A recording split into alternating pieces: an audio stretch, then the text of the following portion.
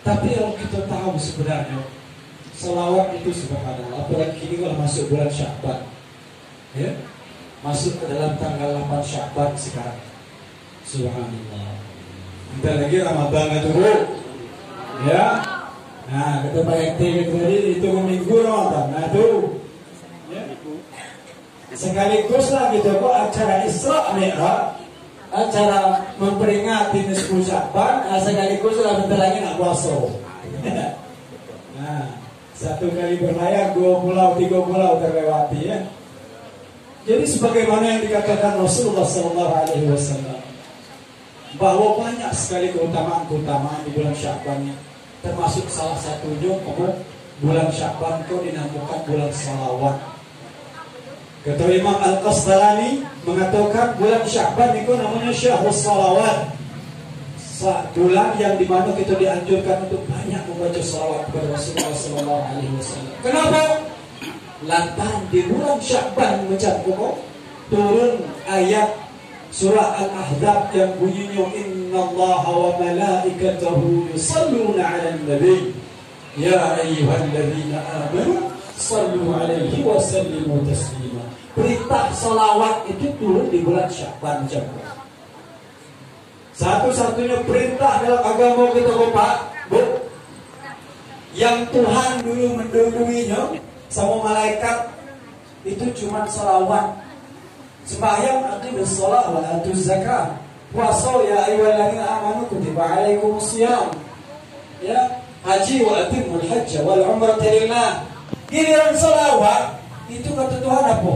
Sebelum dimerintahkan kita, innallaha, sesungguhnya Allah, wa malaikatahu, dan para malaikatmu semua, yusalluna 'alan nabi, bersalawat atas Nabi Muhammad sallallahu alaihi wasallam. Baru habis itu Tuhan merintahkan kita, ya ayyuhalladzina amanu, hai kalian yang ngakunya beriman, yang katanya di KTP-nya Islam, tidak mau dirubah agama lain, sallu alaihi, maka bersalawatlah kalian atas Nabi Muhammad sallallahu alaihi wasallam, wasallimu taslima, dan ucapkanlah salam dengan penuh penghormatan. Itu di bulan Sya'ban. Ngapa kita harus bersalawat? Nah, ini kaitannya dengan peristiwa Isra Mi'raj ini juga. Karena pada hakikatnya peristiwa Isra wal Mi'raj Rasulullah sallallahu alaihi wasallam itu yang berangkat dari Masjidil Haram Makkah Al-Mukarramah pada malam hari diperjalankan Allah menuju Masjidil Aqsa. Menuju masjid mana ya, Dek? Masjidil Aqsa. Masjidil Aqsa adanya di mana?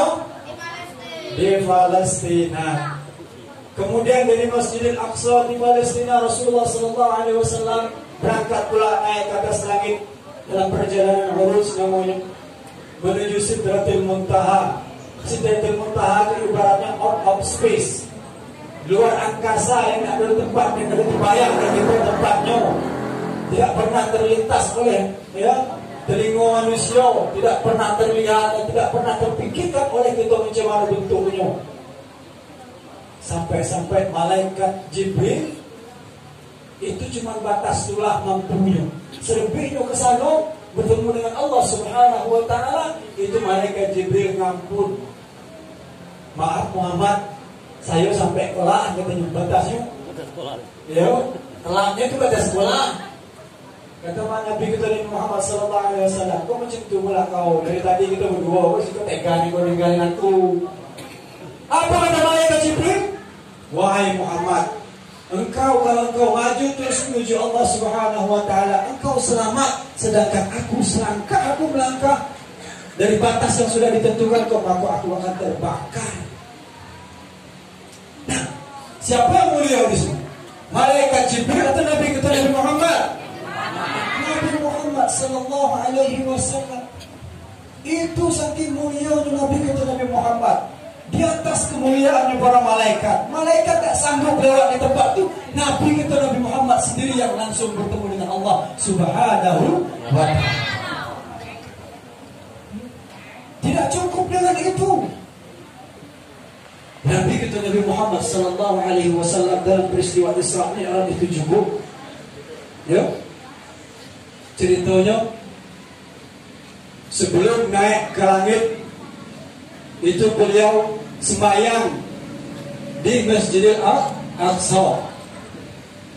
Beliau menjadi imam, makmumnya siapa? Seluruh para nabi dan rasul, para wali, para nabi, para rasul sejagat raya ini, para orang pilihan Allah Subhanahu wa taala bermakmum di belakang Nabi kita Nabi Muhammad sallallahu alaihi wasallam. Siapa yang mulia? Nabi kita Nabi Muhammad sallallahu alaihi wasallam atau para nabi dan para rasul yang lain?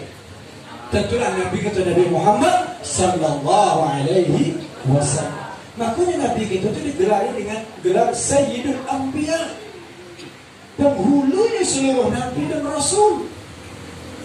Bahkan dalam satu kesempatan dalam hadis lain Nabi kita mengatakan, ana Sayyid waladi Adam yaumal qiyamah. Bahkan bukan cuma sekedar penghulunya seluruh nabi dan rasul, seluruh manusia. Ana Sayyid waladi Adam. Saya penghulu seluruh manusia. Nanti di akhirat, kata Rasulullah sallallahu alaihi wasallam. Tak cukup lagi dari itu. Allah Subhanahu wa taala menekankan dalam Al-Qur'an, "Wa ma arsalnaka illa rahmatan lil alamin." Tidaklah aku utus engkau wahai Muhammad untuk seluruh jagat raya ini. Alam dunia, alam luar angkasa, alam malaikat, alam jabarut, alam malakut, alam hahut, seluruh alam yang pernah Allah ciptakan itu Nabi Muhammad sallallahu alaihi wasallam sebagai rahmat bagi seluruhnya. Makanya kita perlu bersalawat kepada siapa? Kepada baginda Rasulullah sallallahu alaihi wasallam. Supaya kita jangan kalah sama makhluk Allah yang lain. Betapa banyak cerita riwayat-riwayat mengatakan Gunung Uhud ketika Nabi Muhammad sallallahu alaihi wasallam naik ke atas gunung itu dengan Sayyidina Abu Bakar, Sayyidina Umar, Sayyidina Abu Bakar dan Sayyidina Umar bertiga naik ke atas gunung Uhud. Gunung, Pak, yang dekati hati, yang dekati otak gunung itu merupakan kumpulan dari apa? Tanah dan bebatuan. Ketika Nabi Muhammad sallallahu alaihi wasallam menginjakkan kaki di gunung itu menaiki gunung Uhud itu bergoncang. Sampai Nabi Muhammad sallallahu alaihi wasallam menenangkan gunung itu. Tenang wahai Uhud, tenang wahai gunung. Kemudian Sayyidina Umar bin Khattab bertanya kepada Nabi, "Ya Rasulullah, ngapa pula gunung Uhud kau bergoncang?"